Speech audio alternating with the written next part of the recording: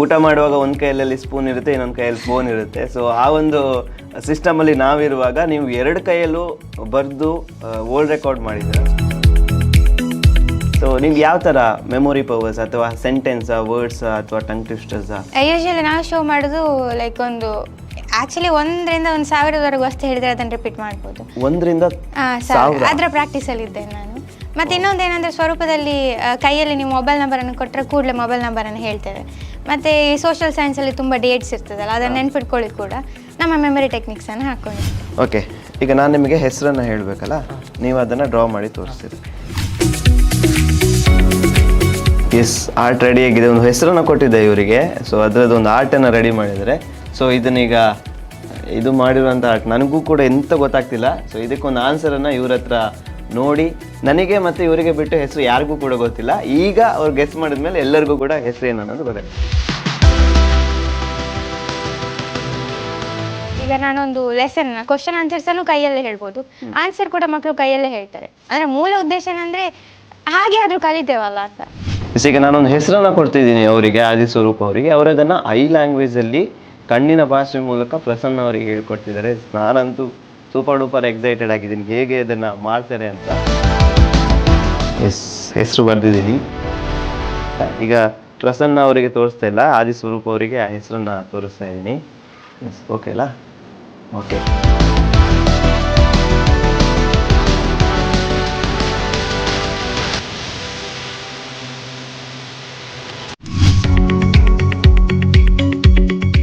ಎಲ್ಲರಿಗೂ ನಮಸ್ಕಾರ. V4ನ ಸ್ಪೆಷಲ್ ಸೆಗ್ಮೆಂಟ್ಗೆ ನಿಮ್ಗೆಲ್ಲರಿಗೂ ಕೂಡ ಸ್ವಾಗತ. ಸ್ಪೆಷಲ್ ಸೆಗ್ಮೆಂಟ್ ಅಂದರೆ ಏನಾದರೂ ಒಂದು ಸ್ಪೆಷಲ್ ಇರಬೇಕು. ಸೊ ಇಲ್ಲಿ ನಮ್ಮ ಈ ಒಂದು ಸೆಗ್ಮೆಂಟಲ್ಲಿ ಏನು ಸ್ಪೆಷಲ್ ಇದೆ ಅಂತ ಹೇಳಿದ್ರೆ, ಸೊ ನಾರ್ಮಲ್ ಆಗಿ ಎಜುಕೇಷನ್ ಅಂತ ಹೇಳಿದ್ರೆ ಈಗ ಕೆಲವರಿಗೆ ಹೆಕ್ಟಿಕ್ ಆಗ್ತಾ ಇರ್ಬೋದು. ಟ್ಯೂಷನ್ಸ್ ಒಂದು ಕಡೆ, ಪ್ರಿಪ್ರೇಟ್ರೀಸ್ ಒಂದು ಕಡೆ, ಎಕ್ಸಾಮ್ಸ್ ಒಂದು ಕಡೆ, ಮಾರ್ಕ್ಸ್ ಒಂದು ಕಡೆ, ಸ್ಕೋರ್ ಶೀಟು, ಅದು ಇದು ಅನ್ನೋ ಕನ್ಫ್ಯೂಷನ್ಸ್ಗಳ ಮಧ್ಯೆ ಸೊ ಪ್ರತಿ ವರ್ಷ ಒಂದೊಂದು ಎಜುಕೇಷನ್ ಸಿಸ್ಟಮ್ಸು, ಅದೆಲ್ಲ ಒಂದಷ್ಟು ಚೇಂಜಸ್ಸು. ಈ ಸಿಸ್ಟಮ್ನ ಅಡಾಪ್ಟ್ ಮಾಡಿ ಇದನ್ನ ಕಲಿಯುವಾಗ ಸಿಸ್ಟಮೇ ಚೇಂಜ್ ಆಗಿದೆ. ಸೊ ಇದೆಲ್ಲದರ ಮಧ್ಯೆ ಮಂಗಳೂರಿನಲ್ಲಿ ಒಂದು ಅಧ್ಯಯನ ಕೇಂದ್ರ ಒಂದು ಹೊಸ ಸ್ವರೂಪವನ್ನು ಕೊಟ್ಟು, ಎಜುಕೇಷನ್ಗೆ ಒಂದು ಹೊಸ ಸ್ವರೂಪವನ್ನು ಕೊಟ್ಟು, ಸ್ವರೂಪ ಅಧ್ಯಯನ ಕೇಂದ್ರ ಇದು ಒಂದು ರೆವಲ್ಯೂಷನರಿ ಚೇಂಜಸನ್ನು ಮಾಡಲಿಕ್ಕೆ ಹೊರಟಿದೆ. ಸೊ ಮಾಡ್ತಾನೂ ಇದೆ ಕೂಡ. ಸೊ ಈ ವಿಷಯಕ್ಕೆ ಏನಕ್ಕೆ ಹೇಳ್ತಾ ಇದ್ದೀನಿ ಅಂತ ಹೇಳಿದರೆ, ಸೊ ಇವತ್ತಿನ ನಮ್ಮ ಸ್ಪೆಷಲ್ ಸೆಗ್ಮೆಂಟ್ನ ಸ್ಪೆಷಲ್ ಪರ್ಸನ್ ಸ್ವರೂಪ ಅಧ್ಯಯನ ಕೇಂದ್ರದ ಸ್ಟೂಡೆಂಟ್ ಕೂಡ ಹೌದು. 8ಕ್ಕೂ ಹೆಚ್ಚು ರೆಕಾರ್ಡ್ಗಳನ್ನು ಮಾಡಿ ಇವತ್ತು ನಮ್ಮ ಜೊತೆಗೆ ಸ್ವರೂಪ ಅಧ್ಯಯನ ಕೇಂದ್ರದ ಹಾಗೆ ಅವರ ಒಂದು ಲೈಫ್ ಜರ್ನಿಯನ್ನು ನಮ್ಮ ಜೊತೆಗೆ ಶೇರ್ ಮಾಡ್ಕೊಳ್ಲಿಕ್ಕೆ ಇದ್ದಾರೆ. ತಡ ಮಾಡದೆ ಬನ್ನಿ ಅವ್ರ ಜೊತೆ ಮಾತಾಡೋಣ. ಅವರ ಜರ್ನಿಯನ್ನು, ಅವರ ಸ್ಕಿಲ್ಸ್ಗಳನ್ನು, ಟೆಕ್ನಿಕ್ಗಳನ್ನು, ಹಾಗೆ ಅವ್ರು ಮಾಡಿರುವಂತಹ ರೆಕಾರ್ಡ್ಸ್ಗಳ ಬಗ್ಗೆ ನಾವಿವತ್ತು ಎಕ್ಸ್ಪ್ಲೋರ್ ಮಾಡೋಣ.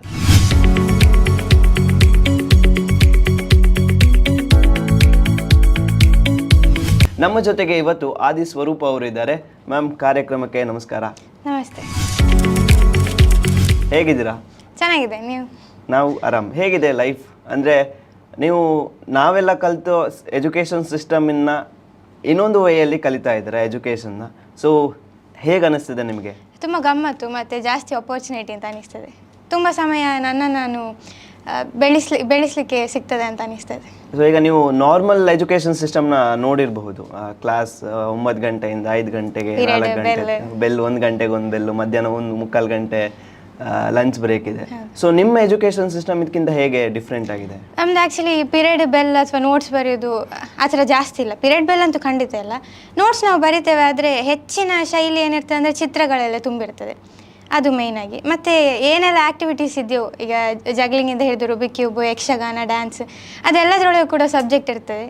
ಸೊ ಪಾಠಗಳನ್ನು ಬೇರೆ ಬೇರೆ ರೀತಿಯಲ್ಲಿ ಕಾಣ್ತೇವೆ, ನಾಟಕದಲ್ಲಿ, ಹಾಡಲ್ಲಿ, ಎಲ್ಲದರಲ್ಲಿ ಕೂಡ. ಸೊ ನಾರ್ಮಲ್ ಆಗಿ ನಾವು ಲರ್ನಿಂಗ್ ಜೊತೆಗೆ ಏನನ್ನ ಕಲಿಬೇಕಂತ ಅನ್ಕೊಂಡಿರ್ತೀವೋ, ನೀವು ಲರ್ನಿಂಗಲ್ಲೇ ಅದನ್ನ ಕಲಿತೀರ. ಸೊ ನಿಮ್ಮ ಬಗ್ಗೆ ಇನ್ನೊಂದು ಸ್ಪೆಷಲ್ ಆಗಿ ಮೆನ್ಷನ್ ಮಾಡಬೇಕು. ಸೊ ಈಗಿನ ಜನ್ರೇಷನ್ ಜೆನ್ಜಿ ಅಂತ ನಾವೇನು ಕರಿತೀವಿ, ಊಟ ಮಾಡುವಾಗ ಒಂದು ಕೈಯಲ್ಲಿ ಸ್ಪೂನ್ ಇರುತ್ತೆ, ಇನ್ನೊಂದು ಕೈಯಲ್ಲಿ ಫೋನ್ ಇರುತ್ತೆ. ಸೊ ಆ ಒಂದು ಸಿಸ್ಟಮಲ್ಲಿ ನಾವಿರುವಾಗ ನೀವು ಎರಡು ಕೈಯಲ್ಲೂ ಬರೆದು ವರ್ಲ್ಡ್ ರೆಕಾರ್ಡ್ ಮಾಡಿದ್ದೀರಾ. So congratulations for that. So ನಿಮ್ಮ ಎಜುಕೇಷನ್ ಸಿಸ್ಟಮ್ ಬಗ್ಗೆ ಹೇಳೋದಾದರೆ, ಅಥವಾ ಸ್ವರೂಪ ಅಧ್ಯಯನ ಕೇಂದ್ರ ಅಥವಾ ನೀವು ಕಲಿತ ಒಂದು ಜರ್ನಿಯ ಬಗ್ಗೆ ಹೇಳೋದಾದ್ರೆ ಏನು ಹೇಳ್ತೀರಾ? ನನಗೆ ಸ್ವರೂಪ ಅಂತ ಹೇಳಿದರೆ ಅದೊಂದು ಅನುಭವ ಶಿಕ್ಷಣ ಅಂತಲೇ ಹೇಳ್ಬೋದು. ಈಗ ಬೇರೆ ಸ್ಕೂಲ್ಸಲ್ಲಿ ಅದೇ ನೋಟ್ಸ್ ಅದು ಇದು ಅಂತೇಳಿ ಅದರ ಹೊರಗಳೇ ಜಾಸ್ತಿ ಅಲ್ವಾ, 6 ಪುಸ್ತಕ. ಅದರಲ್ಲಿ 6 ಪುಸ್ತಕಕ್ಕಿಂತ ಜಾಸ್ತಿ ಅನುಭವಕ್ಕೆ ನಮ್ಮನ್ನು ಬಿಡ್ತಾರೆ ಅಂತ ಅನಿಸ್ತದೆ. ಈಗ ನಾನು ಹೇಳಿದಾರೆ, ಒಂದು 2ನೇ ವರ್ಷದಿಂದಲೇ ನನ್ನ ಅಪ್ಪ ಅಮ್ಮ ನನ್ನನ್ನು ಹೊರಗಡೆ ಕರ್ಕೊಂಡು ಹೋಗಿದ್ದಾರೆ ಅನುಭವದ ಶಾಲೆಗೆ. ಹಾಗೆ ಇತ್ತು ಸ್ವರೂಪ, ಕಂಪ್ಲೀಟ್ ಆಗಿ ಟೂರು. ಒಂದು 2.5 ವರ್ಷದಿಂದ ಜಾಥಾ ಅಂತ ಒಂದು ಶಿಕ್ಷಣ ಜಾಗೃತಿ ಜಾಸ್ತಿ ಮಾಡ್ತೇವೆ. ಬೇರೆ ಬೇರೆ ಕಡೆಗೆ ಶಿಕ್ಷಣ ಅನ್ನೋದು ಹೇಗಿರಬೇಕು ಅಂತ ತೋರಿಸ್ಲಿಕ್ಕೆ ಹೋಗ್ತೇವೆ ಬೇರೆ ಬೇರೆ ಶಾಲೆಗೆ. ಸೊ ಚಿಕ್ಕ ವಯಸ್ಸಿಂದ ಹಾಗೆ ಹೋಗ್ತಾ ಅಪ್ಪ ಯಾವತ್ತು ಹೇಳೋದುಂಟು, ಅಂದರೆ ಕಷ್ಟ ಅನ್ನೋದು ಅದೇ ಸುಖ ಅಂಥೇಳಿ, ಸುಖದ ಅನುಭವಕ್ಕೊಂದು ದಾರಿ ಅಂತ.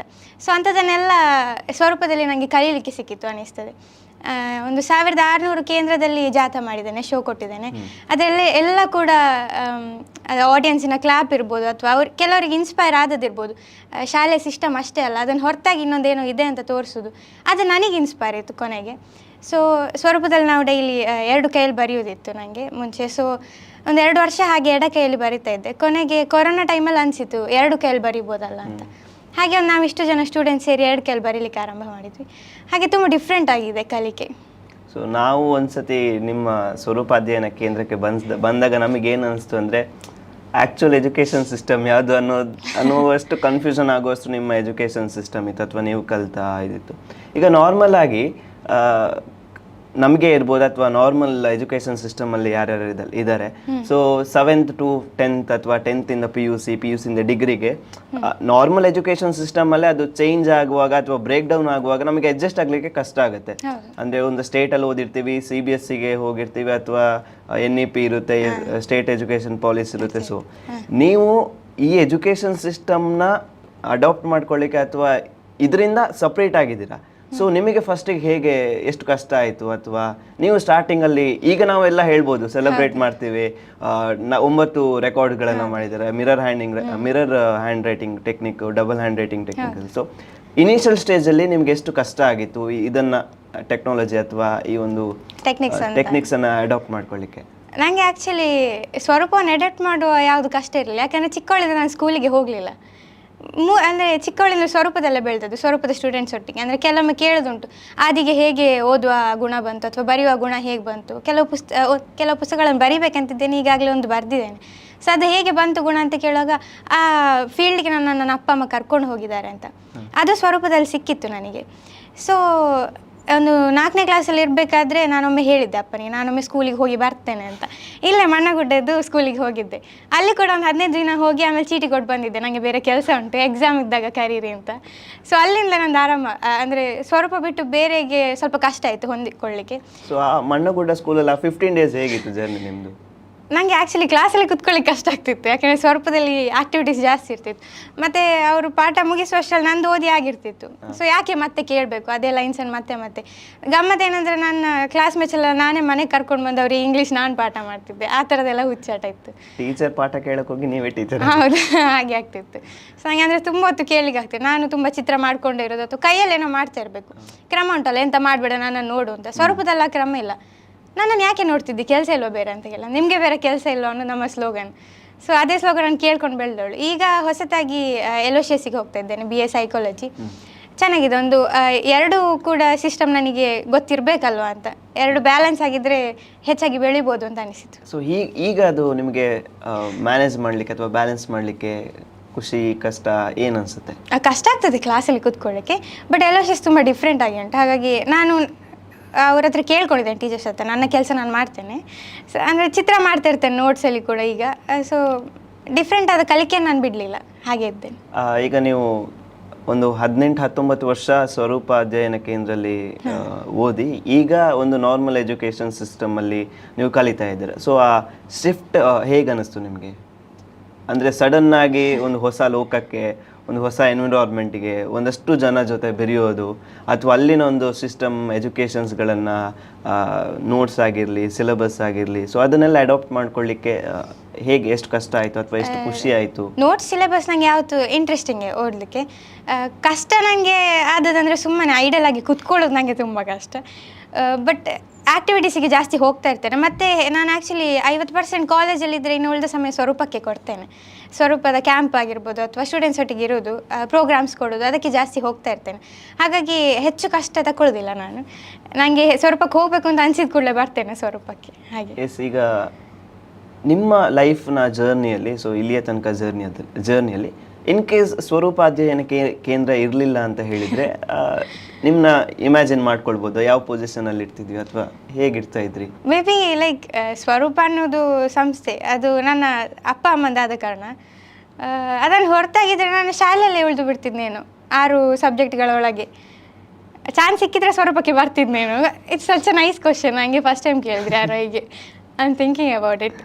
ಸೊ ಅದೇ ವಾಟ್ ಇಫ್ ನಿಮ್ಮ ಲೈಫಲ್ಲಿ ಸ್ವರೂಪ ಅಧ್ಯಯನ ಕೇಂದ್ರ ಇರಲಿಲ್ಲ ಅಂದಿದ್ರೆ ನೀವೇನು ಅಚೀವ್ ಮಾಡ್ತಾ ಇದ್ರಿ, ಅಥವಾ ನಿಮ್ಮ ಗೋಲ್ಸ್ ಏನಾಗಿರಬಹುದು? ನನ್ನ ಗುಣ ನನ್ನ ತಂದೆ ತಾಯಿಂದಲೇ ಬಂದದ್ದು, ಸ್ವರೂಪದಿಂದಲೇ ಬಂದದ್ದು. ಅದನ್ನು ಹೊರತಾಗಿ ನಂಗೆ ಅನಿಸ್ತದೆ ಯಾವುದೋ ಒಂದು ಕ್ಷೇತ್ರದಲ್ಲಿ ನಾನು ಏನೋ ಆಗ್ತಿದ್ದೆ ಅನ್ನೋ ನಂಬಿಕೆ ನಂಗೆ ಉಂಟು. ಲೈಕ್ ಆ ಥರದ ಗುಣ ಇದೆ ನನಗೆ ಅಂತ ಅನಿಸ್ತದೆ.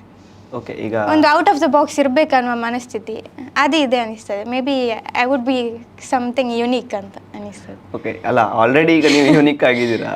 ಸೊ ಈಗ ನಾನು ಸ್ಕೂಲಲ್ಲಿರುವಾಗ ಸ್ಟಾಫ್ ಕೊಟ್ಟಿದ್ದು ನೋಟ್ಸನ್ನು, ಟೀಚರ್ ಕೊಟ್ಟಿದ್ದು ನೋಟ್ಸನ್ನು ಅವ್ರು ಬಂದು ಅವ್ರ ಕೆಳಗಡೆ ಚೇರ್ ಹತ್ರ ಕೂರಿಸಿ ಬರೆಯೋ ತನಕ ನಾವು ಬರಿತಾ ಇರಲಿಲ್ಲ. ಸೊ ನೀವು ಸ್ವರೂಪ ಅಧ್ಯಯನ ಕೇಂದ್ರದಲ್ಲಿ ನಮಗೆಲ್ಲ ಅವಾಗ ಲಾಸ್ಟ್ ಪೇಜಲ್ಲಿ ಚಿತ್ರ ಬಿಡಿಸಿದ್ರೆ ಬೈತಾ ಇದ್ರು. ಅದೇ ಸ್ವರೂಪ ಅಧ್ಯಯನ ಕೇಂದ್ರದಲ್ಲಿ ಚಿತ್ರ ಬಿಡಿಸುವಾಗಲೇ ನೋಟ್ಸ್ ಹೇಗೆ ಬರಿಬೇಕಂತ ಹೇಳ್ಕೊಡ್ತಾರೆ. ಸೊ ಈ ಥರದ್ದೆಲ್ಲ ನಮಗೂ ಕೇಳುವಾಗ ಅಥವಾ ನೋಡುವಾಗ ಖುಷಿ ಆಗುತ್ತೆ. ಸೊ ಅಲ್ಲಿ ನೀವು ಯಾವ್ಯಾವ ರೀತಿಯ ಟೆಕ್ನಿಕ್ಸ್ಗಳನ್ನು ಅಥವಾ ಕಾನ್ವರ್ಸೇಷನ್ಗೆ, ಕಮ್ಯುನಿಕೇಷನ್ಸ್ಗೆ ಯಾವ್ಯಾವ ಥರ ಸ್ಕಿಲ್ಸ್? ಅಲ್ಲಿ ಆ್ಯಕ್ಚುಲಿ ಒಂದು 10 ಮೆಮರಿ ಟೆಕ್ನಿಕ್ ಇದೆ. ಅಂದರೆ ವಿಜುವಲ್ ಆರ್ಟ್, ರೂಟ್ ಮ್ಯಾಪ್, ಮತ್ತು ಕೊನೆಯದಾಗಿ ಕೈ ಭಾಷೆ, ಮೆಕ್ಕೆ ಭಾಷೆ ಅಂತಿದೆ. ಅದರಲ್ಲಿ ಹೇಗೆಂದರೆ ಈಗ ನಾನೊಂದು ಲೆಸನ್ ಕ್ವಶನ್ ಆನ್ಸರ್ಸನ್ನು ಕೈಯಲ್ಲೇ ಹೇಳ್ಬೋದು, ಆನ್ಸರ್ ಕೂಡ ಮಕ್ಕಳು ಕೈಯಲ್ಲೇ ಹೇಳ್ತಾರೆ. ಅದರ ಮೂಲ ಉದ್ದೇಶ ಏನಂದರೆ ಹಾಗೆ ಆದರೂ ಕಲಿತೇವಲ್ಲ ಅಂತ.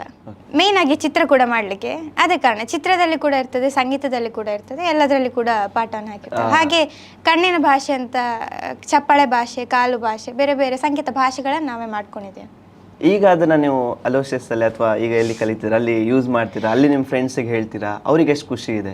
ತುಂಬ ಸರ್ಪ್ರೈಸ್ ಆಗ್ತಾರೆ ಅವ್ರು. ಹೀಗೆಲ್ಲ ಉಂಟಾ, ಮೊದಲೇ ಗೊತ್ತಿರೋ ನಾನು ಇನ್ನೊಟ್ಟಿಗೆ ಬರ್ತಿದ್ದೆಲ್ಲ ಅಂತ ಹೇಳೋರಿದ್ದಾರೆ. ಸೊ ನೀವೀಗ ಅಲ್ಲಿ ಅವ್ರಿಗೆ ಹೇಳ್ಕೊಡೋದುಂಟಾ?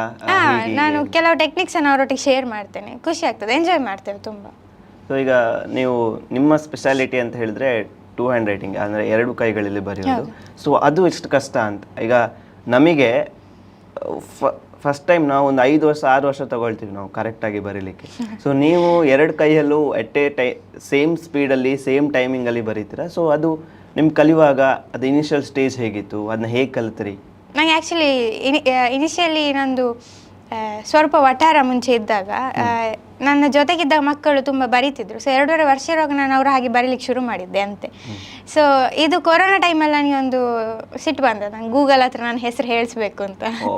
ಸೊ ಆ ಸಿಟ್ಟಲ್ಲಿ 2 ಕೈಯಲ್ಲಿ ಬರೀಲಿಕ್ಕೆ ಶುರು ಮಾಡಿದೆ. ಸೊ ಫಸ್ಟಿಗೆ ಆಬ್ವಿಯಸ್ಲಿ ಕಷ್ಟ ಆಯಿತು. ಒಂದೊಂದೇ ಕೈ ಪ್ರಾಕ್ಟೀಸ್ ಮಾಡ್ತಾ ಹೋದೆ. ಆಮೇಲೆ ಬೇರೆ ಬೇರೆ ಭಾಷೆಗೆ ಕೂಡ ಬಂದೆ. ಕನ್ನಡ, ಈಗ ತುಳು, ಮಲಯಾಳ, ಕನ್ನಡ, ಹಿಂದಿ, ಕೊರಿಯನ್ ಕೂಡ 2 ಕೈಯಲ್ಲಿ ಬರೆಯುವ ಹಾಗೆ ಪ್ರಾಕ್ಟೀಸ್ ಮಾಡ್ತಿದ್ದೇನೆ. ಫಸ್ಟಿಗೆ ನಾನು ಒಂದು ಟೈಮರ್ ಇಟ್ಕೊಂಡು ಹಾಗೆ ಪ್ರಾಕ್ಟೀಸ್ ಮಾಡ್ತಾ ಹೋದೆ, ಒಂದೇ ಶೈಲಿ. ಮತ್ತು ಕೊನೆಗೆ ಹೋಗ್ತಾ ಹೋಗ್ತಾ ಒಪೋಸಿಟ್ ಡೈರೆಕ್ಷನಲ್ ಮತ್ತು ಮಿರರ್ ಡೈರೆಕ್ಷನಲ್ ಆ ಥರದ್ದು ಒಂದು 20 ಶೈಲಿಯನ್ನು ಮಾಡಿಕೊಂಡೆ. ಈಗ ಗೂಗಲಲ್ಲ ಎಲ್ಲರೂ ಕೂಡ ನಿಮ್ಮ ಹೆಸರು ಹೇಳ್ತಾರೆ ಅನ್ಸುತ್ತೆ ಮೋಸ್ಟ್ಲಿ.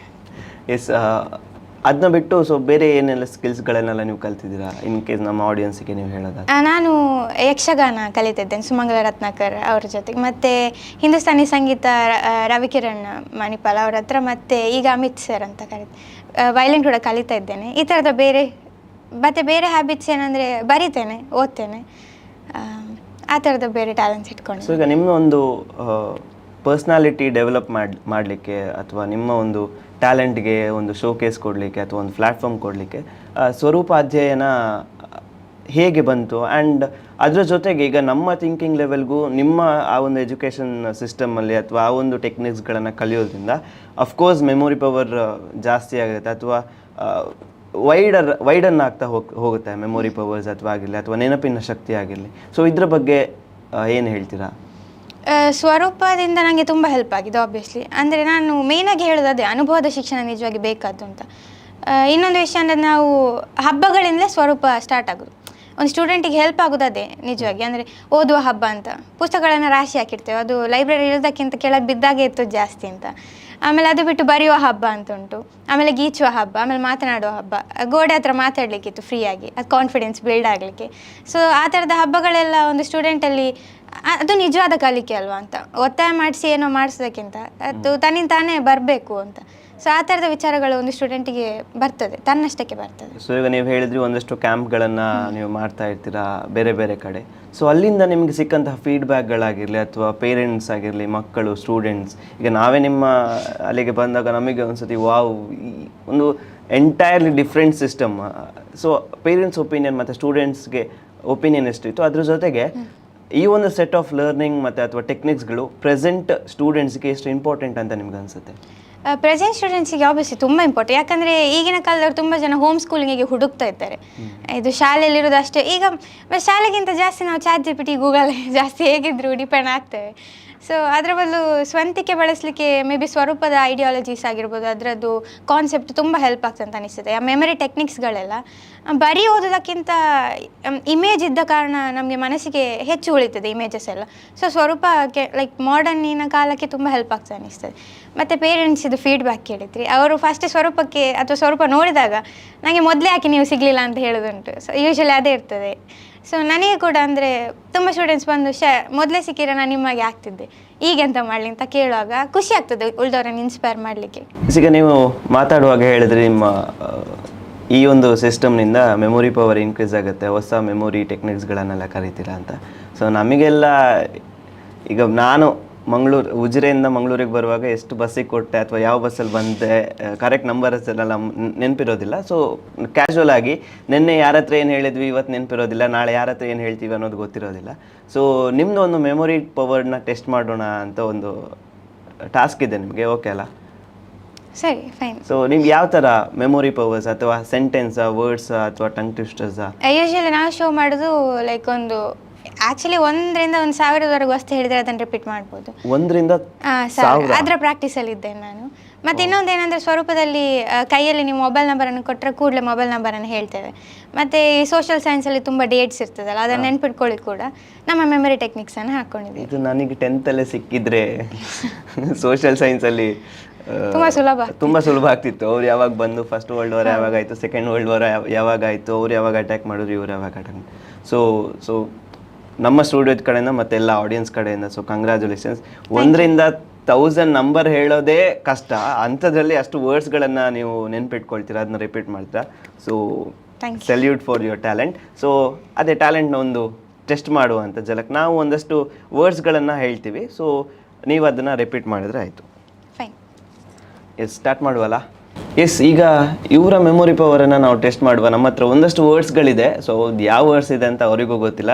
ಸೊ ನಾನು ರಿಪೀಟ್ ಮಾಡ್ತೇನೆ ಒಂದಷ್ಟು ವರ್ಡ್ಸ್ಗಳನ್ನು, ನೋಡು ಅವರು ಯಾವ ಆರ್ಡ್ರಲ್ಲಿ ಹೇಳ್ತಾರೆ. ಮತ್ತು ಆ ಕ್ಯೂರಿಯಾಸಿಟಿ ನನಗೂ ಕೂಡ ಇದೆ, ಯಾಕಂತ ಹೇಳಿದ್ರೆ ಇಲ್ಲಿ ಒಂದು ಮೋರ್ ದೆನ್ 25 ವರ್ಡ್ಸ್ ಇದೆ.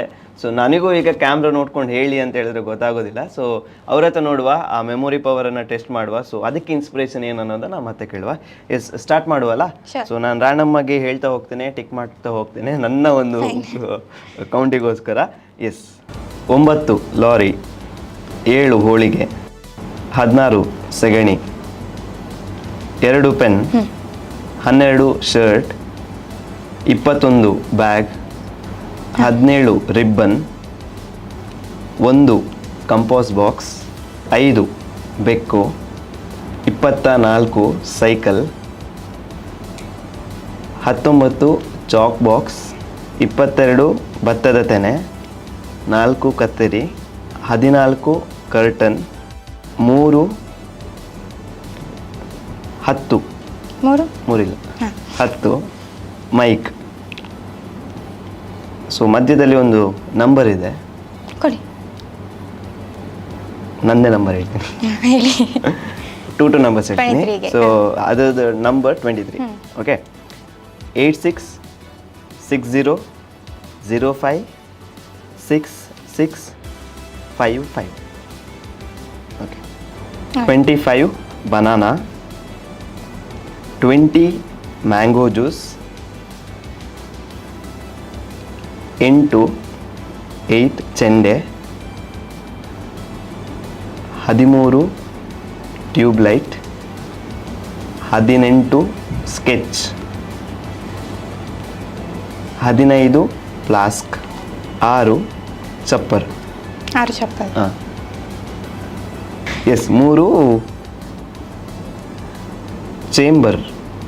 ಚೇಂಬರಾ? ಹಾಂ. ಎಸ್ 25 ವರ್ಡ್ಸ್, ಅದ್ರ ಜೊತೆಗೆ ಒಂದು ನಂಬರ್ ಕೊಟ್ಟಿದ್ದೀವಿ. ಸೊ ನೋಡುವ ರಿಪೀಟ್ ಮಾಡ್ತೀರಾ? ಎಸ್, ನೀವು ಕೇಳ್ತೀರಾ ರ್ಯಾಂಡಮ್ ಆಗಿ? ನಾನು ಅದನ್ನು ಹೇಳ್ತೇನೆ. ನೀವು 25 ರಿಪೀಟ್ ಮಾಡಿದರೆ ಖುಷಿ. ಆರ್ಡರ್ ನಿಮಗೆ ಬಿಟ್ಟಿದ್ದು. ಒಮ್ಮೆ ಬೇಕಾದ್ರೆ ಡೌಟ್ ಇದ್ರೆ ನಿಮಗೆ ಕೇಳಿ. ಓ, ಮಿಡ್ಲಲ್ಲಿ ಕ್ವಶನ್ ಕೇಳಿದ್ರೆ ರ್ಯಾಂಡಮ್ ಆಗಿ ಡೌಟ್ ಕೇಳಿ. Okay, yes. ಈಗ ನಾನು ಕನ್ಫರ್ಮೇಷನ್ಗಾ? ಓಕೆ, ನೋಡುವ. 10 ಮೈಕ್, 17 ರಿಬ್ಬನ್, 5 ಇದು ಬೆಕ್ಕು, 25 ಬನಾನಾ ಬಾಳೆಹಣ್ಣು, 1 ಕಂಪಸ್ ಬಾಕ್ಸ್. ಓಕೆ, ನನ್ನ ಫೋನ್ ನಂಬರ್ 8660056655. ಸೂಪರ್. ಓಕೆ, ಈಗ ಇದು ರ್ಯಾಂಡಮ್ ಆಗಿ ಹೇಳ್ತಾ ಹೋಗ್ತೀರಾ ಅಥವಾ ಆರ್ಡರಲ್ಲಿ ಹೇಳ್ತೀರಾ? 1 ಇಂದ ಆರ್ಡರ್ 1 to 25 ಆರ್ಡರಲ್ಲಿ ಹೇಳ್ತೀರಾ? ನನಗೆ ಇಲ್ಲಿ ನೋಡ್ಕೊಂಡು ಹೇಳಿ ಅಂದ್ರೆ ಕಷ್ಟ ಆಗುತ್ತೆ. ಎಸ್, ನೋಡುವ. ಟ್ರೈ ಮಾಡಿ. ಎಸ್, ನಿಮ್ಮ ಟೈಮ್ ಈಗ start. 1 compass box, 2 pen, 3 chamber, 4 scissors, 5 ಬೆಕ್ಕು, 6 ಚಪ್ಪಲ್, 7 ಹೋಳಿಗೆ, 8 ಲಾರಿ, 8 ಚೆಂಡೆ, 9 ಲಾರಿ, 10 ಮೈಕ್, 11 ಕೊಡಲಿಲ್ಲ ನೀವು. ಸೂಪರ್. ಹಾಂ, yes. 12 shirt, 13 tube light, 14 screen ಇದು ಕರ್ಟನ್, 15 ಫ್ಲಾಸ್ಕ್, 16 ಸಗಣಿ, 17 ribbon, 18 sketch, 19 chalk duster, 20 mango juice, 21 bag, 22 ಭತ್ತ, 23 ನಿಮ್ಮ mobile number 8660056655, 24 cycle, 25 banana. Super. ನಿಮ್ಮ ಟ್ಯಾಲೆಂಟ್ಗಂತೂ ಈಗ ಮೋಸ್ಟ್ಲಿ ಆಡಿಯನ್ಸ್ ಇಲ್ಲಿ ತನಕ ಇಂಟರ್ವ್ಯೂನ ಒಂದು ಪಾಯಿಂಟ್ ಆಫ್ ವ್ಯೂಲಿ ಅಥವಾ ಒಂದು ಜಸ್ಟ್ ನಾರ್ಮಲ್ ಆಗಿ ನೋಡ್ತಿದ್ರು. ಸೊ ನೀವು ಇದನ್ನು ಹೇಳಿದ ಮೇಲೆ ಅಂತೂ ಫುಲ್ ಕ್ಯೂರಿಯಸ್ ಆಗಿರ್ತಾರೆ. ಸೊ ನನಗಾಗಲಿ ಆಡಿಯನ್ಸಿಗಾಗಲಿ ಇದಿಷ್ಟು ನೀವು ಹೇಳಿದಾಗ ಫಸ್ಟ್ ಕ್ವಶನ್ ಬರೋದು ಅಂತ ಹೇಳಿದ್ರೆ ಇದೆಲ್ಲ ಹೇಗೆ ಸಾಧ್ಯ ಅಂತ. ಪ್ರಾಕ್ಟೀಸ್. ಸೊ ಎಷ್ಟು ಟೈಮಿಂದ ಪ್ರಾಕ್ಟೀಸ್ ಮಾಡ್ತಾ ಇದ್ದೀರಾ ನಿಮ್ಮ? Okay, casual question. ಸೊ ಯಾರೋ ಒಬ್ಬರು ಸೆಲೆಬ್ರಿಟಿ ಅಥವಾ ಯಾರೋ ಒಬ್ಬರು ಏನೋ ಒಂದು ಅಚೀವ್ ಮಾಡಿದ್ದಾರೆ ಅಂದ ತಕ್ಷಣ ನಾವು ಆ ಅಚೀವ್ಮೆಂಟನ್ನು ಸೆಲೆಬ್ರೇಟ್ ಮಾಡ್ತೀವಿ ಅಥವಾ ಅದನ್ನು ನಾವು ಹೊಗಳ್ತೀವಿ, ಅದನ್ನು ನೋಡ್ತೀವಿ. ಸೊ ಪ್ರತಿಯೊಂದು ಅಚೀವ್ಮೆಂಟ್ಗೂ ಅಥವಾ ಪ್ರತಿಯೊಂದು ಸಕ್ಸಸ್ಗೂ ಒಂದು ಸೆಟ್ ಆಫ್ ರುಟೀನ್ ಇರುತ್ತೆ. ಸೊ ನಿಮ್ಮ ಲೈಫ್ ರುಟೀನ್, ನೀವು ಬೆಳಿಗ್ಗೆ ಎದ್ದಾಗ್ಲಿಂದ ನಿಮ್ಮ ರುಟೀನ್ ಏನಿರುತ್ತೆ ಲೈಫ್ ಇದು, ಅದ್ರ ಜೊತೆಗೆ ಸೊ ಸ್ಪೆಷಲ್ ಆಗಿ ಈ ಕ್ವಶನ್ ಕೇಳಲಿಲ್ಲ ಅಂದರೆ ಬಹುಶಃ ಅವರೇ ಆಡಿಯನ್ಸೇ ಕೇಳ್ತಾರೆ ಕಮೆಂಟಲ್ಲಿ. ಸೊ ಈ ಮೆಮೊರಿ ಪವರ್ನ ಒಂದು ಸೀಕ್ರೆಟ್ ಏನು ಅಂತ? ಸೀಕ್ರೆಟ್ ಏನಂದರೆ ನೀವು ಸ್ವರೂಪಕ್ಕೆ ಬಂದರೆ ಗೊತ್ತಾಗ್ತದೆ. ಏನಿಲ್ಲ, ಕೆಲವು ಟೆಕ್ನಿಕ್ಸ್ಗಳನ್ನು ಹಾಕ್ಕೊಂಡಿದ್ದೇನೆ ಅಷ್ಟೇ. ಮತ್ತು ಮೇಯ್ನ್ ಆಗಿ ಪ್ರಾಕ್ಟೀಸ್ ಮಾಡಿದರೆ ನಿಮಗೆ ಸಾಕ್ತದೆ. ನೀವು ಒಂದು 12 ದಿನ ಅಥವಾ 5 ದಿನ ಬನ್ನಿ ಸ್ವರೂಪಕ್ಕೆ, ಒಂದಿನದಲ್ಲೂ ಸಾಧ್ಯ ಆಗ್ತದೆ. ಒಂದಿನ ಸಾಧ್ಯ ಆಗ್ತದೆ, ಮಾಡಿದವರು ಇದ್ದಾರೆ. ಹೌದು, ಕಲಿಬೋದು ಇದನ್ನು. 25 ಅಥವಾ 100 ವಸ್ತು ಓದಿ ಹೇಳಿದರೆ ಹೇಳಿಸ್ಬೋದು ವಾಪಸ್. ಸೊ ಇನ್ನೊಂದು ಕ್ವಶನ್ ಕೇಳಿದರೆ ರೋಟೀನ್ ಅಂತ ಯೂಶ್ವಲಿ ಒಂದು ಲಿಸ್ಟ್ ಮಾಡ್ಕೊಂಡಿರ್ತೇನೆ ಮನಸ್ಸಲ್ಲಿ ಎಂತ ಪ್ರಾಕ್ಟೀಸ್ ಆಗಬೇಕು ಇವತ್ತು ಅಂತ. ಸೊ 2 ಕೈದು ವರ್ಲ್ಡ್ ರೆಕಾರ್ಡ್ ಮಾಡೋ ಟೈಮಲ್ಲಿ ನಾನು ಬೆಳಗ್ಗೆ ಒಂದು 2 ಕೈಯಲ್ಲಿ ದಿನಕ್ಕೊಂದು 3 ಸಲ ಬರೆಯೋದಿತ್ತು 2 ಕೈಯಲ್ಲಿ, ಯಾವಾಗ ಮನಸ್ಸಾಗ್ತದಾಗ. ಮತ್ತು 1000 ಮೆಮೊರಿ ಸಿಂಬಲನ್ನು ನೆನಪಿಟ್ಕೊಳ್ಳೋ ಪ್ರಾಕ್ಟೀಸ್ ಮಾಡ್ತಾಯಿದ್ದೆ. ಸೊ ಆ ಮೆಮೊರಿಗಳಿಗೆ ಕೆಲವು ಪ್ರಾಕ್ಟೀಸ್. ಸ್ವರೂಪಕ್ಕೆ ಹೋದರೆ ನಮಗೆ ಒಂದು 2 ಸೆಂಟೆನ್ಸ್ ಹೇಳೋದು, ಅದನ್ನು ರಿಪೀಟ್ ಮಾಡೋದು, ಆ ಥರದ ಪ್ರಾಕ್ಟೀಸ್ ತುಂಬ ಇರ್ತದೆ. ಪಿಕ್ ಮೆಮೊರಿ, ಇಮೇಜ್ ಎಷ್ಟು ಉಳಿತದೆ ಮನಸ್ಸಲ್ಲಿ ಅಂತ. ಸೊ ಆ ಪ್ರಾಕ್ಟೀಸಿಂದ ಸಾಧ್ಯ ಆಗ್ತದೆ. ಮತ್ತು ಇನ್ನೊಂದು, ಇಷ್ಟು ಕಾನ್ಸಂಟ್ರೇಷನ್ ಬರಲಿಕ್ಕೆ ನಾನು ಅಷ್ಟಾದಶಾವಧಾನ ಅಂತ ಒಂದು ರೆಕಾರ್ಡ್ ಮಾಡಿದ್ದೇನೆ. ಅದರಲ್ಲಿ ಈಗ 18 ವಸ್ತುಗಳನ್ನು ಅಥವಾ 18 ವಿಷಯಗಳನ್ನು ನನಗೆ ಹೇಳಿದರೆ ನಾನು ಅದನ್ನು ವಾಪಸ್ ರಿಪೀಟ್ ಮಾಡ್ತೇನೆ. ಮಲ್ಟಿ ಟಾಸ್ಕಿಂಗ್ ಅಂದರೆ ನಿಮಗೆ ಜಸ್ಟ್ ವರ್ಡ್ಸ್ ಅಲ್ಲ, ಏನೇ ಒಂದು ವಿಷಯ. ಅಂದ್ರೆ ಒಬ್ಬರು ಪುಸ್ತಕ ತೋರಿಸ್ತಿರ್ತಾರೆ, ಇನ್ನೊಬ್ರು ವಸ್ತು ತೋರಿಸ್ತಾರೆ, ಗಂಟೆ ಹೊಡಿತಾರೆ, ಕೆಲವು ಅಧಿಕ ಪ್ರಸಂಗಿಗಳು ಬರ್ತಾರೆ. ನಾನು ಬಲಕೈಯಲ್ಲಿ ಕಡಲೆಕಾಳು ಎಣಿಸ್ಬೇಕು, ಎಡಕೈಯಲ್ಲಿ ಚಿತ್ರ ಮಾಡಬೇಕು, ಇಂಥದ್ದು 18. ಸೊ ಅದಷ್ಟನ್ನು 18 ಟಾಸ್ಕ್ಗಳನ್ನು ಒಟ್ಟಿಗೆ ಮಾಡ್ತೀನಿ. ಇಂಡಿಯನ್ ಬುಕ್ ಆಫ್ ರೆಕಾರ್ಡಿಂಗ್ ಮಾಡಿದೆ. ಸೂಪರ್. ನಮ್ಮ ಎಲ್ಲ ಸ್ಟೂಡೆಂಟ್ಸ್ ಕೂಡ ಮಾಡ್ತಾರೆ ಹಾಗೆ. ಸೊ ಈಗ ಕ್ಯಾಶುವಲ್ ಆಗಿ ಈಗ ನಾವು ಸ್ಕೂಲಿಗೆ ಹೋಗೋ ಮಕ್ಕಳಿಗೆಲ್ಲ ಎಷ್ಟು ನೋಟ್ಸ್ ಬುಕ್ ಬರ್ದಿದೆ, ಎಷ್ಟು ಬಾಕಿ ಇದೆ ಅಂತ. ಸೊ ನಿಮಗಾಗಿ ಅದೇ ಕ್ವಶನ್ ಟರ್ನ್ ಮಾಡಿ ಕೇಳೋದಾದ್ರೆ, ಸೊ ಎಷ್ಟು ವರ್ಡ್ ಬುಕ್ಸ್ ಆಫ್ ಅಥವಾ international Indian books of record ಮಾಡಿದ್ರೆ ಇನ್ನೆಷ್ಟು ಮಾಡ್ಬೇಕಂತ ಇದ್ದೀರಾ? ಈಗ ಸದ್ಯಕ್ಕೆ ಕನ್ಫರ್ಮ್ 8 ಆಗಿದೆ, 9ನೇದು ಮೋಸ್ಟ್ಲಿ ಆನ್ ದ ವೇ. ಇನ್ನೆರಡು ದೊಡ್ಡದಾಗಿ ಮಾಡಬೇಕು ಅಂತ ಪ್ಲಾನ್ ಮಾಡ್ತಾ ಇದ್ದೇನೆ. ಸೊ ಆ 9ನೇ ವರ್ಲ್ಡ್ ಆಫ್ ರೆಕಾರ್ಡ್ ಯಾವುದು ಮಾಡ್ತಾ ಇದ್ದೀರಾ? ಹಾಗೆ ರೀಸೆಂಟ್ ಆಗಿ ನೀವು ಹೇಳಿದ್ದು 8th one. ಸೊ ಅದು ಯಾವುದ್ರ ಬೇಸ್ ಮೇಲೆ ಮಾಡಿದ್ದೀರಾ? ರೀಸೆಂಟಾಗಿ ಮಾಡಿದ್ದು ಅದೇ ಮೆಮರಿ ಮೇಲೆ ಬೇಸ್ಡ್ ಅಷ್ಟಾದಶಾವಧಾನ. ನೆಕ್ಸ್ಟ್ ಒಂದು ಕೂಡ ಮೆಮರಿ ಮತ್ತು ಬೋತ್ ಹ್ಯಾಂಡ್ ರೈಟಿಂಗ್ ಬೇಸ್ಡ್ ಆಗಿ ಮಾಡ್ತೇನೆ ಅಂತ ಅನಿಸ್ತು, ಒಂದು ಸ್ವಲ್ಪ ದೊಡ್ಡದಾಗಿ. Next 10th planning. ಓಕೆ, ಅದು ಕೂಡ ಆದಷ್ಟು ಬೇಗ ಸಕ್ಸಸ್ ಆಗಲಿ. ಎಸ್. ಆ್ಯಂಡ್ ಇನ್ನೊಂದು, ಸೊ ನಮ್ಮ ಆಡಿಯನ್ಸಿಗೆ ನೀವು ಶೇರ್ ಮಾಡೋದಾದರೆ ಮೆಮೊರಿ ಟೆಕ್ನಿಕ್ಸ್ಗಳನ್ನು ಅಥವಾ ಟಿಪ್ಸ್ಗಳನ್ನು, ಸೊ ಈಗ ಸುಮಾರಷ್ಟು ಜನ ನಂತರ ಸ್ಟೂಡೆಂಟ್ಸ್ ಆಗಿಲ್ಲ ಅಥವಾ PUC 10th ಸ್ಕೂಲಿಂಗಲ್ಲಿರುವಂಥ ಸ್ಟೂಡೆಂಟ್ಸ್, ಸೊ ಅವ್ರು ಎದುರಿಸುವಂತಹ ಫಸ್ಟ್ ಒಂದು ಬೇಸಿಕ್ ಪ್ರಾಬ್ಲಮ್ ಅಂತ ಹೇಳಿದ್ರೆ ಓದಿದ್ದು ನೆನಪಿರೋದಿಲ್ಲ ಅಂತ. ಸೊ ಅದಕ್ಕೆ ನೀವು ಯಾವುದಾದ್ರು ಟಿಪ್ಗಳನ್ನು ಅಥವಾ ಟೆಕ್ನಿಕ್ಗಳನ್ನು ಸಜೆಸ್ಟ್ ಮಾಡೋದಿದ್ರೆ? ಕೆಲವು ಟೆಕ್ನಿಕ್ಸ್ ಏನು 10 ಮಾಡ್ಕೊಂಡಿದ್ದೇವೆ ನಾವು ಸ್ವರೂಪದ್ದು, ಅದು ನಾವು ಕ್ಯಾಂಪಲ್ಲಿ ಹೇಳಿಕೊಡೋದು. It takes time. ಬಟ್ ಮೇಯ್ನಾಗಿ ನಾವು ಕಳ್ಕೊಳ್ಳೋದು ಯಾಕಂತ ಹೇಳಿದರೆ ವಿ ಡೋಂಟ್ ರಿಕಾಲ್. ಅದಕ್ಕೆ ಈಗ ಸ್ವರೂಪದಲ್ಲಿ ಅಪ್ಪ ಹೇಳೋ ಒಂದು ಕ್ರಮ ಉಂಟು. ಅಂದರೆ ಈಗ ನೀವು ಮನೆಯಲ್ಲಿ ಎಲ್ಲಿಯಾದರೂ ಕತ್ತಿ ಇಟ್ಟಿದ್ದೀರಿ ಅಂತ ಹೇಳಿದರೆ ನೀವು ಇಲ್ಲಿಂದ ನೀವು ಮನೆಯಲ್ಲಿ ಎಲ್ಲಿ ಉಂಟು ಅಂತ ಯೋಚಿಸಿದ್ರು ಸಿಗ್ತದಲ್ವ ಅಂತ. ಹಾಗೆ ನಾವು ವಿಚಾರಗಳನ್ನೆಲ್ಲೋ ಇಟ್ಟಿರಬೇಕು ಅಂತ, ಇಡೋದಿಲ್ಲ ಹಾಗಾಗಿ ಸಿಗೋದಿಲ್ಲ ಅಂತ. ಸೊ ಆಗಾಗ ಅದನ್ನು ಮುಟ್ತಾ ಇದ್ದರೆ ನಮಗೆ ಹತ್ತಿರ ಆಗ್ತದೆ, ಇಲ್ಲಾಂದರೆ ಹಿಂದೆ ಹೋಗ್ತಾ ಇರ್ತದೆ ಪಾಠಗಳು ಅಂತ. ರಿಕಾಲ್ ಮಾಡೋದು ಮತ್ತು ವಿಚಾರಗಳನ್ನು ಕನೆಕ್ಟ್ ಮಾಡೋದ್ರಲ್ಲಿ ಮೆಮರಿ ಹೆಚ್ಚು ಇಂಪ್ರೂವ್ ಆಗ್ತದೆ. ನನಗೂ ಒಂದೊಂದ್ಸತಿ ಆಗುತ್ತೆ, ಫೋನ್ ಕೈಯಲ್ಲೇ ಇರುತ್ತೆ, ಈ ಕಿಸಲೆಲ್ಲ ಬ್ಯಾಗಲ್ಲೆಲ್ಲ ಹುಡುಕ್ತಾ ಇರ್ತೀನಿ ಫೋನ್. ಸೊ ನಿಮ್ಮ ಪ್ರಕಾರ ಅಥವಾ ಜಸ್ಟ್ ಒನ್ ಲೈನಲ್ಲಿ ಹೇಳೋದಾದರೆ, ಸೊ ಪ್ರತಿಯೊಂದನ್ನು ನಾವು ರಿಕಾಲ್ ಮಾಡ್ತಾ ಇರಬೇಕು, ಪ್ರತಿಯೊಂದನ್ನು ನಾವು ಡೈಲಿ ಪ್ರಾಕ್ಟೀಸ್ ಮಾಡ್ತಾ ಇರಬೇಕು. ಸೊ ಎಲ್ಲದ್ರ ಜೊತೆ ಕನೆಕ್ಟ್ ಆಗಿರಬೇಕು. ಸೊ ಇನ್ನೊಂದು, ಸೊ ಸುಮಾರು ಕಡೆ ವೈರಲ್ ಆಗಿದೆ, ಸುಮಾರು ಜನರಿಗೆ ಗೊತ್ತು. ಸೊ ರಾದರ್ ದೆನ್ ನೀವು ರೈಟಿಂಗ್ ಬಿಟ್ಟು ಬೇರೆ ಸೈನ್ಸ್ ಲ್ಯಾಂಗ್ವೇಜಲ್ಲೂ ಕೂಡ ನೀವು ಕಮ್ಯುನಿಕೇಟ್ ಮಾಡ್ತೀರಾ. ಸೊ ಜಸ್ಟ್ ನಮ್ಮ ಆಡಿಯನ್ಸ್ಗೆ ಅದರ ಗ್ಲಿಮ್ಸ್ ಕೊಡೋದಾದ್ರೆ ಯಾವ ವೇ ಆಫ್ ಕಮ್ಯುನಿಕೇಶನ್ಸ್ ಅನ್ನ ನೀವು ಮಾಡ್ತೀರಾ ನಾನ್ ವರ್ಬಲ್? ಸ್ವರೂಪದಲ್ಲಿ ಈಗ ಒಂದು 40 ಭಾಷೆಗಳನ್ನು ಲಿಸ್ಟ್ ಮಾಡ್ಕೊಂಡಿದ್ದಾರೆ. ಅದರಲ್ಲಿ 15 ಇಟ್ಸ್ ಇನ್ ಪ್ರಾಕ್ಟೀಸ್ ನಾವು ಸ್ಟೂಡೆಂಟ್ಸ್. ಸೊ ನಾನು ಕಣ್ಣು ಭಾಷೆ, ಆಮೇಲೆ ಚಪ್ಪಾಳೆ ಭಾಷೆ, ಆಮೇಲೆ ಸಂಗೀತ ಭಾಷೆ, ಆಮೇಲೆ ಸ್ವರೂಪದ ಕೆಲವು ಬೇರೆ ಭಾಷೆಗಳುಂಟು, ಚಿತ್ರ ಭಾಷೆ ಅಂತ, ಕಾಲ್ ಭಾಷೆ, ಆ ಥರದ ಬೇರೆ ಬೇರೆ ಭಾಷೆಯಲ್ಲಿ ಮಾತಾಡ್ತೇವೆ. ಸೊ ಅಂದರೆ ಎರಡು ಸೈಡ್ ಇರೋರು ಅದು ಲ್ಯಾಂಗ್ವೇಜ್ ಅಥವಾ ಫಾರ್ಮುಲಾ ಗೊತ್ತಿದ್ರೆ ಕ್ಯಾನ್ ಕಮ್ಯುನಿಕೇಟ್. ಸೊ ಈ ಪ್ರೊಸೆಸ್ ಹೇಗೆ ಅಂತ? ಅದು ಕೂಡ ಪ್ರಾಕ್ಟೀಸ್. ಅದು ಆ್ಯಕ್ಚುಲಿ ಸ್ಟೂಡೆಂಟ್ಸ್ ಮಾಡ್ಕೊಂಡಿರೋ ಭಾಷೆ. ಸರ್ ಒಮ್ಮೆ ಹೇಳ್ಕೊಟ್ರೆ, ಒಂದು ಐಡಿಯಾ ಕೊಟ್ಟರೆ ದಲ್ ಕೀಪ್ ಡೂಯಿಂಗ್, ಹೊಸ ಹೊಸ ಭಾಷೆಯನ್ನು ಮಾಡ್ತಾರೆ. ಈಗ ಇತ್ತೀಚೆಗೆ ತುರಿಕೆ ಭಾಷೆ ಕೂಡ ಮಾಡ್ಕೊಂಡಿದ್ದಾರೆ. ಲೈಕ್ ನೀವೊಂದು ಹೀಗೆ ಹೀಗೆ ಮಾಡಿದರೆ ಹೆಸರು ಹೇಳ್ತಾರೆ, ಹಾಗೆ ಅಷ್ಟೇ. ಸೊ ಇನ್ನೊಂದು ಯಾವುದೋ ಒಂದು ಕೇಳ್ಪಟ್ಟೆ, ನಮ್ಮ ನೇಮ್ನು ಕೂಡ ಐಡೆಂಟಿಫೈ ಮಾಡಿ. ಹೌದು, ಅದೊಂದು ಜಲಕ್ಕೆ ಕೊಡ್ಬೋದು, ಮಾಡ್ಬೋದು. ಅದು ಕೊಡ್ಬೋದಾ ಈಗ? ಅದೇ ಅಲ್ಲ, ಇದು ರ್ಯಾಂಡಮ್ ಕ್ವಶನ್, ಇದು ಹೇಗೆ ಅಂತ ಎಲ್ಲ ಅಪಾರ್ಟ್ ಫ್ರಮ್ ಎವ್ರಿಥಿಂಗ್, ಅಚೀವ್ಮೆಂಟ್ಸ್ ಆಗಿರ್ಬೋದು, ಟೆಕ್ನಿಕ್. ಸೊ ಅದು ಹೆಂಗೆ ಅಂದರೆ ಇದಕ್ಕೆ ಒಂದು ರೀಸನ್ ಇರ್ಬೋದು, ನಮ್ಮ ಚೈಲ್ಡ್ಹುಡ್ಡಿಂದ ನಾವೊಂದು ಸಿಸ್ಟಮಲ್ಲೇ ಇದ್ದೀವಿ. ಸೊ ಅದು ಹೌದು. ಅದ್ರ ಜೊತೆಗೆ ಏನೇ ಒಂದು ಅಚೀವ್ ಮಾಡಬೇಕಂತ ಇದ್ರೂ ನಮಗೆ ಮೇಯ್ನ್ ಆಗಿ ಇಂಟ್ರೆಸ್ಟ್ ಇರಬೇಕು, ಮತ್ತು ಆ ಒಂದು ವರ್ಕ್ ಮೇಲೆ ಪ್ಯಾಷನ್, ಡೆಡಿಕೇಶನ್ ಇದೆಲ್ಲ ಇರಬೇಕು. ಸೊ ಚಾಲೆಂಜನ್ನು ಫೇಸ್ ಮಾಡುವಂಥ ಒಂದು ಮೆಂಟಾಲಿಟಿ, ಮನೋಭಾವ ಇರಬೇಕು.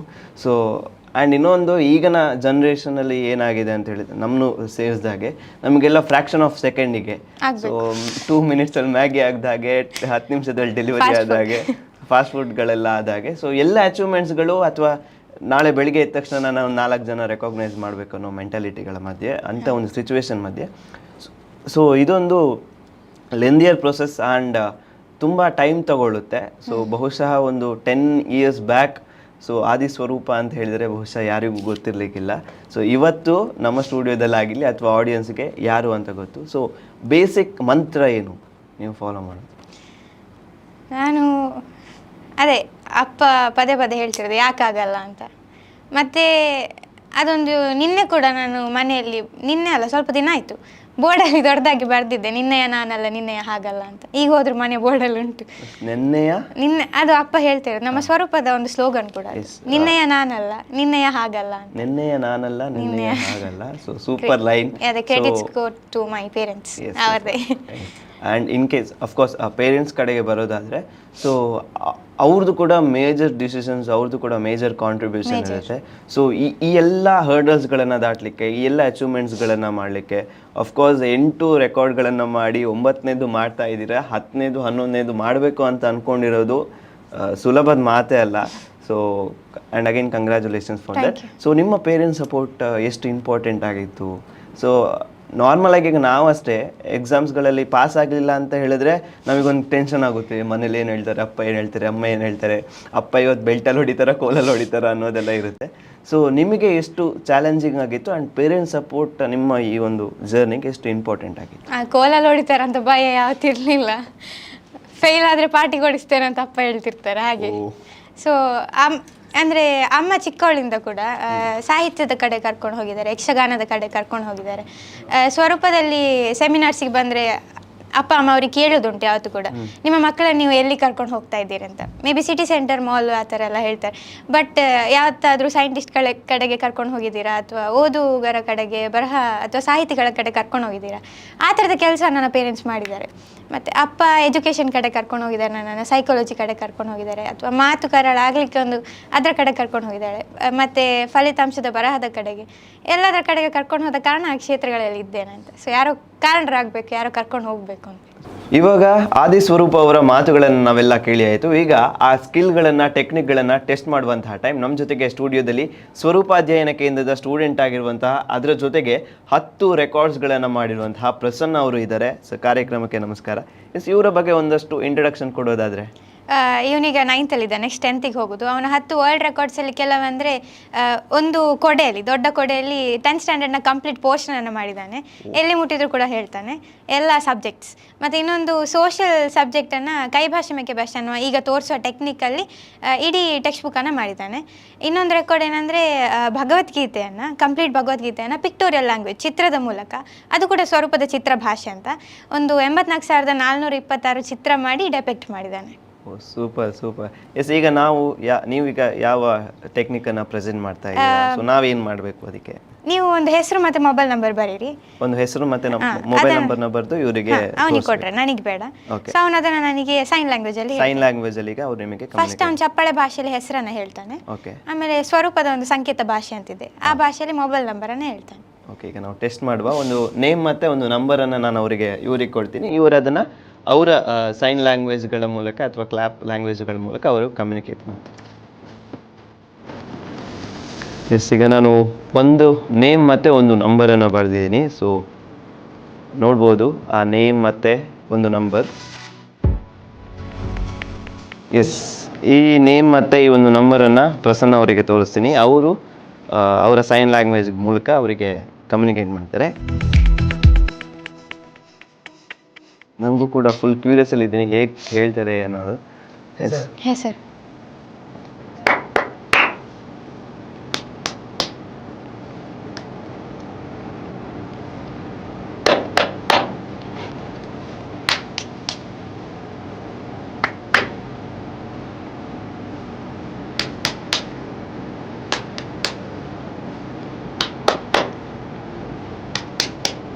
ಸುರಕ್ಷಿತ್. Oh super. ನಾನೇನು ಇವರು ಹೇಳುವಾಗ ಹ್ಯಾಂಡ್ ಕ್ರಿಕೆಟ್ ಆಡ್ತಿದ್ದಾರೆ ಅಂತ ಅನಿಸ್ತು. Yes, super super. Yes, correct ಆಗಿರೋ ಹೆಸರನ್ನ ಗೆಸ್ ಮಾಡಿದ್ದಾರೆ. ಈಗ ನಂಬರನ್ನು ಹೇಳ್ತಾರೆ, ಸೈನ್ ಲ್ಯಾಂಗ್ವೇಜಲ್ಲಿ ಹೇಳ್ತೀರಾ? ಓಕೆ.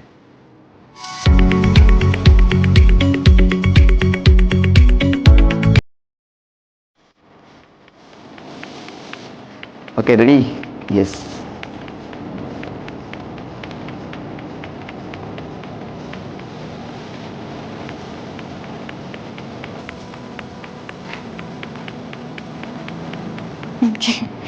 ಹೇಳ್ತೇನೆ ನಂಬರ್. 9448 044089. Super super super. ನಾವೆಲ್ಲ ಸೈನ್ ಲ್ಯಾಂಗ್ವೇಜ್ ಮಾಡ್ತಿದ್ದು ಒಂದೇ, ನಾವೆಲ್ಲ ಸೇರಿದಾಗ ದಂಸರಸ್ ಎಲ್ಲ ಆಡ್ತಿದ್ದಲ್ಲ, ಸೊ ಅವಾಗ ಮಾತ್ರ. ಸೊ ಸೈನ್ ಲ್ಯಾಂಗ್ವೇಜಲ್ಲೂ ಕಮ್ಯುನಿಕೇಟ್ ಮಾಡ್ಬೋದು ಅನ್ನೋದು ಇವಾಗ ಗೊತ್ತಾಯಿತು.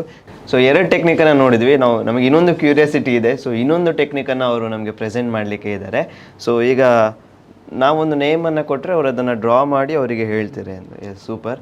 ಎಸ್, ನಿಮ್ಗೆ ಅದೊಂದು ಸರ್ಪ್ರೈಸ್ ಇರ್ಬೋದು, ಅಂದರೆ ಅವ್ನು ಭಗವದ್ಗೀತೆಯನ್ನು ಯಾವ ರೀತಿ ಮಾಡಿದ್ದು ಅಂತ ಅದೇ ಭಾಷೆಯಲ್ಲಿ ಈಗ ಹೇಳ್ತಾನೆ. ನೀವೊಂದು ಪೇಪರ್ ಕೊಡ್ಬೋದಾ? ಓಕೆ, ಪೇಪರ್ ಮತ್ತು ಪೆನ್ ನಾವೀಗ ಕೊಡ್ತೇವೆ. ಎಸ್, ಈಗ ಓಕೆ, ಈಗ ನಾನು ನಿಮಗೆ ಹೆಸರನ್ನು ಹೇಳಬೇಕಲ್ಲ, ನೀವು ಅದನ್ನು ಡ್ರಾ ಮಾಡಿ ತೋರಿಸ್ತೀರ. ಎಸ್, ಪೇಪರ್ ಪೆನ್ ರೆಡಿ ಇದೆ. ಈಗ ಒಂದು ಹೆಸರನ್ನು ಕೂಡ ಹೇಳುವ. ಎಸ್, ತಗೊಳ್ಳಿ.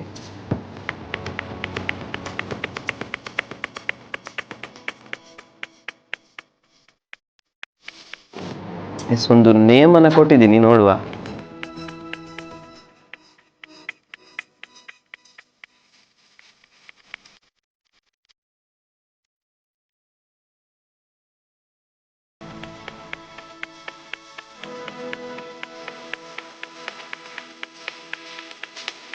ಎಸ್, ಆರ್ಟ್ ರೆಡಿ ಆಗಿದೆ. ಒಂದು ಹೆಸರನ್ನು ಕೊಟ್ಟಿದ್ದೆ ಇವರಿಗೆ. ಸೊ ಅದರದ್ದು ಒಂದು ಆರ್ಟನ್ನು ರೆಡಿ ಮಾಡಿದ್ದಾರೆ.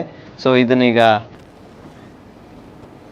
ಇದು ಮಾಡಿರುವಂಥ ಆರ್ಟ್ ನನಗೂ ಕೂಡ ಎಂತ ಗೊತ್ತಾಗ್ತಿಲ್ಲ. ಸೊ ಇದಕ್ಕೊಂದು ಆನ್ಸರನ್ನು ಇವ್ರ ಹತ್ರ ನೋಡಿ, ಇದಕ್ಕೆ ಆನ್ಸರ್ ಏನು ಅನ್ನೋದನ್ನು ಇವ್ರ ಹತ್ರನೇ ಕೇಳಿಕೊಳ್ಳುವ. ಎಸ್, ನನಗೆ ಮತ್ತು ಇವರಿಗೆ ಬಿಟ್ಟು ಹೆಸರು ಯಾರಿಗೂ ಕೂಡ ಗೊತ್ತಿಲ್ಲ. ಈಗ ಅವ್ರು ಗೆಸ್ ಮಾಡಿದ್ಮೇಲೆ ಎಲ್ಲರಿಗೂ ಕೂಡ ಹೆಸರು ಏನು ಅನ್ನೋದು ಗೊತ್ತಾಗುತ್ತೆ. ಇನಿಷಿಯಲ್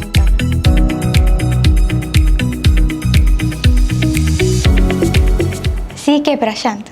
ಓ ಸೂಪರ್. ಅಲ್ಲ, ಅದು ನಾನು ಅವರಿಗೆ ಕಷ್ಟ ಆಗಲಿ ಅಂತ ವಿತ್ ಇನಿಷಿಯಲ್ ಕೊಟ್ಟಿದ್ದೆ. ಸೊ ಅದು ಹೇಗೆ ಇನಿಷಿಯಲ್ ಉಂಟು ಅಂತ ಗೊತ್ತಾಯ್ತು ಹಾಗೆ. ನಾನು ಇದು ಫಸ್ಟ್ ಇವ್ರು ಇದನ್ನ ಡ್ರಾ ಮಾಡುವಾಗ ಕಾರ್ ಮಾಡ್ತಿದ್ದಾರೆ ಅಂತ ಅನ್ಕೊಂಡೆ. ಸೊ ಸೊ ಇದು ನಿಮ್ದು ಇನಿಷಿಯಲ್? ಅಷ್ಟು ಹೇಳಿದ್ರೆ ಹಾ, ಇದು ಇನಿಷಿಯಲ್, ಇದು ನೀವು ಅದಷ್ಟು ಹೆಸರು. ಹೌದು, ಹೆಸರು. ಕ್ಯಾಮ್ರಾ ಝೂಮ್ ಮಾಡಿ ನೋಡಿದ್ರೆ ಇದರಲ್ಲೆಲ್ಲೋ A to Z 26 ಅಕ್ಷರ ನಮಗೆ ಕಾಣ್ಲಿಕ್ಕೆ ಸಿಗಲ್ಲ. ಸೊ ಆದರೂ ಕೂಡ ಕರೆಕ್ಟಾಗಿ ಹೇಳಿದ್ದಾರೆ, ಕರೆಕ್ಟಾಗಿ ಗೆಸ್ ಮಾಡಿದ್ದಾರೆ.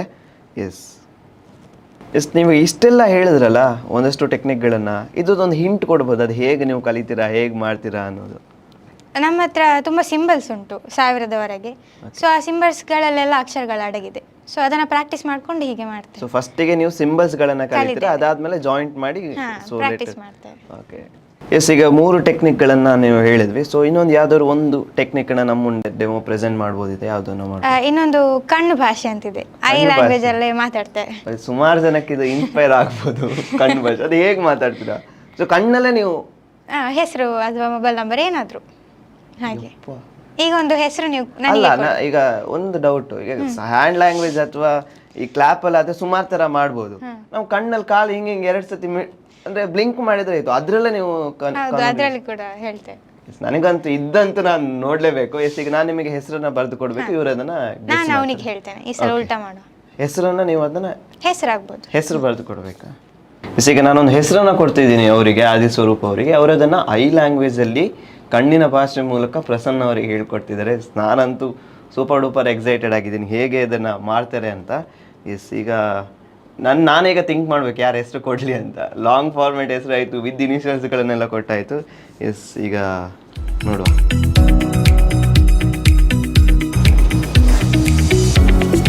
ಎಸ್, ಹೆಸರು ಬರೆದಿದ್ದೀನಿ. ಎಸ್, ಇದು ಹೆಸರು.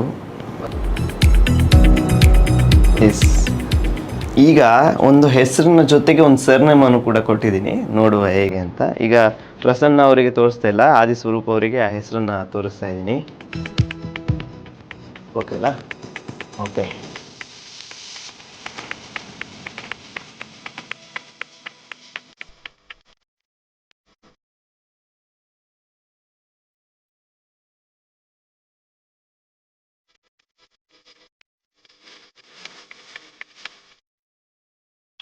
ಪ್ರದೀಪ್ ರಾಜ್ ಹೆಸರನ್ನ ಗೆಸ್ ಮಾಡಿದೆ. ಈಗ ನನಗೆ ಆ್ಯಕ್ಚುಲಿ ಡೌಟ್ ಆಗ್ತಿದೆ, ನಾನು ಫಸ್ಟಿಗೆ ಯಾವ ಹೆಸರು ಕೊಟ್ಟಿದ್ದೆ ಅಂತ. So super. ನಾನು ಎಕ್ಸ್ಪ್ರೆಷನ್ನ ಅಬ್ಸರ್ವ್ ಮಾಡ್ತಾ ಇದ್ರೆ ಮೋಸ್ಟ್ಲಿ ಗೊತ್ತಾಗುತ್ತೆ. ಸೊ ನಾವು ಈ ಥರ ಎಕ್ಸ್ಪ್ರೆಷನ್ ಎಲ್ಲ ಎಕ್ಸಾಮಲ್ಲಿ ಕಾಪಿ ಹೊಡಿವಾಗ, ಇಲ್ಲಾಂದರೆ ಬಸ್ಸಲ್ಲಿ ಅಥವಾ ಕ್ಲಾಸಲ್ಲಿ ಬೋರ್ ಆದಾಗೆಲ್ಲ ಯೂಸ್ ಮಾಡ್ತೀವಿ. ಸೊ ಇವರು ಅದನ್ನು ಎಜುಕೇಷನ್ ಪರ್ಪಸ್ಸಿಗೆ ಯೂಸ್ ಮಾಡ್ತಿದ್ದಾರೆ. ಎಸ್, ಇವರ ಟ್ಯಾಲೆಂಟನ್ನು, ಇವರ ಒಂದು ಸ್ಕಿಲ್ಲನ್ನು, ಇವರ ಒಂದು ಟೆಕ್ನಿಕನ್ನು ನೋಡಿ ನಮಗಂತೂ ಇಂಟ್ರೆಸ್ಟ್, ಕ್ಯೂರಿಯಾಸಿಟಿ ಇದು ಎಲ್ಲ ಒಟ್ಟಿಗೆ ಆಗ್ತಿದೆ. ಅದನ್ನ ಹೆಂಗೆ ಎಕ್ಸ್ಪ್ರೆಸ್ ಮಾಡಬೇಕು ಅನ್ನೋದು ಗೊತ್ತಾಗ್ತಿಲ್ಲ. ಎಸ್, ಸೊ ಇವರ ಟ್ಯಾಲೆಂಟ್, ಇವರ ಟೆಕ್ನಿಕ್, ಇವರ ಸ್ಕಿಲ್ಸ್ಗಳು ಇನ್ನಷ್ಟು ಎಕ್ಸ್ಪ್ಲೋರ್ ಮಾಡಿದಷ್ಟು ಇದೆ. ಸೊ ಇಲ್ಲಿ ತನಕ ಈ ಒಂದು ಸ್ಕಿಲ್ಸ್ಗಳನ್ನು ನಮಗೆ ಕಮ್ಯುನಿಕೇಟ್ ಮಾಡಲಿಕ್ಕೆ, ಅದನ್ನು ಗೆಸ್ ಮಾಡಲಿಕ್ಕೆ ನಮ್ಮ ಜೊತೆಗೆ ಸ್ವರೂಪ ಅಧ್ಯಯನ ಕೇಂದ್ರದ ಸ್ಟೂಡೆಂಟ್ ಪ್ರಸನ್ನ ಅವರಿದ್ದರು. Yes, thank you sir. ನಿಮ್ಮ ಒಂದು ಜರ್ನಿಯು ಕೂಡ ಹೀಗೆ ಇರಲಿ. ಸೊ ಇವರಿಬ್ಬರು ಮೋಸ್ಟ್ಲಿ ಕಾಂಪಿಟೇಷನಲ್ಲಿ ವರ್ಲ್ಡ್ ರೆಕಾರ್ಡ್ಗಳನ್ನು ಮಾಡ್ತಾ ಇದ್ದಾರೆ. ಎಸ್, ಆಲ್ ದಿ ಬೆಸ್ಟ್ ನಿಮಗೂ ಕೂಡ. Yes, thank you. ದೇಶ ಸುತ್ತಿ ನೋಡು, ಕೋಶ ಓದಿ ನೋಡು ಅಂತ ಹೇಳ್ತಾರೆ. ಆದರೆ ಇವ್ರ ಜೊತೆ ಮಾಡಿದಂತಹ ಕಾನ್ವರ್ಸೇಷನ್ ಅಂತೂ ನೆಕ್ಸ್ಟ್ ಲೆವೆಲ್ ಇಲ್ಲಿತ್ತು. ಒಂದಷ್ಟು ಹೊಸ ವಿಷಯಗಳನ್ನು, ಒಂದಷ್ಟಲ್ಲ ಎಲ್ಲ ಹೊಸ ವಿಷಯಗಳನ್ನು ಇವ್ರ ಹತ್ರ ಕಲಿಯುವಂಥ ಒಂದು ಪ್ರಯತ್ನನ ನಾವು ಮಾಡಿದ್ವಿ. ಇನ್ನಷ್ಟು ಹೊಸ ವಿಷಯ ಜೊತೆಗೆ, ಇನ್ನಷ್ಟು ಹೊಸ ಎಕ್ಸ್ಪ್ಲೋರೇಷನ್ ಸಬ್ಜೆಕ್ಟ್ಗಳ ಜೊತೆಗೆ ನಾವು ಇನ್ನೊಂದು ಜೊತೆ ಮತ್ತೆ ಸಿಗೋಣ. ಮುಂದಿನ ಸಂಚಿಕೆಗಾಗಿ ಕಾಯ್ತಾ ಇರಿ. ಅಲ್ಲಿ ತನಕ ನೋಡ್ತಾ ಇರಿ V4 ನ್ಯೂಸ್. ನಮಸ್ಕಾರ.